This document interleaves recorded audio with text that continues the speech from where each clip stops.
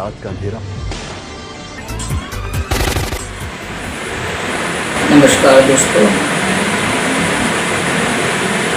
पर्यावरण इस समय की सबसे बड़ी आवश्यकता बन चुकी है, क्योंकि पर्यावरण से ही जल, जंगल, जमीन, वन्य प्राणी रह सकते हैं। हमने ये जानने की कोशिश की है कि जो वर्तमान समय में उत्खनन है वो हमारी जीवता पर, पारिस्थितिकी संतुलन पर और पर्यावरण पर कितना बड़ा दुष्प्रभाव डाल रहे हैं। उसमें सुस्ती आने का एक कारण यह है कि जो उत्खनन के दौरान पुलिस की कार्रवाई होती है उसमें पर्यावरण संबंधी धाराओं का उल्लेख नहीं किया जाता है, जिससे कि वो उत्खनन के दौरान पकड़े जाते हैं और उसके बाद छोड़ दिए जाते हैं। मैं आप लोगों को एक चीज बताना चाहता हूँ कि भारतीय संविधान के अनुच्छेद 21 में जीने के मौलिक अधिकार को बतलाया गया है। जीने के मौलिक अधिकार को संविधान के अनुच्छेद 21 में बतलाया गया है, और यदि हमारे जीने के अधिकार को कहीं पर खतरा हो रहा है तो वही हमारे भारतीय संविधान के अनुच्छेद 32 में लिखा है, पत्रकार, समाजसेवी या नागरिक मिल करके और उसके विरुद्ध याचिका दायर कर सकते हैं। लेकिन एक चीज बतलाना चाहेंगे कि याचिका दायर करने के लिए उच्च न्यायालय, सर्वोच्च न्यायालय बने हुए हैं, परंतु कुछ चीजें हैं जो हमें नहीं मालूम है। जैसे बहुत सारे लोग ये नहीं जानते कि राष्ट्रीय हरित प्राधिकरण क्या है, NGT यानी नेशनल ग्रीन ट्रिब्यूनल।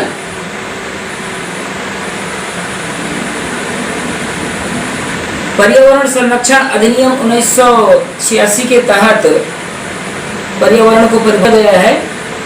पर्यावरण में आता क्या क्या है? पर्यावरण में आता है वायु अधिनियम 1981, जल अधिनियम 1974, चूंकि जल अधिनियम 1974 संसद में 1974 को ही लागू हुआ था, और वाइल्ड लाइफ प्रोटेक्शन एक्ट यानी जंगली जीव सुरक्षा अधिनियम, फॉरेस्ट एक्ट यानी वन अधिनियम 1927, ये सारी बातें हैं जिनका कि उल्लेख किया जाना अति आवश्यक होता है। तो उत्खनन के दौरान अगर ये वाहन पाए जाते हैं और उत्खनन से जो हानि है, जैसे जल स्तर का सूख जाना, जीव जंतुओं का मर जाना, भूकंप आना, अचानक प्राकृतिक आपदाएं आना इत्यादि इत्यादि हमारे पर्यावरण को नुकसान पहुंचाते हैं, खतरा पहुंचाते हैं।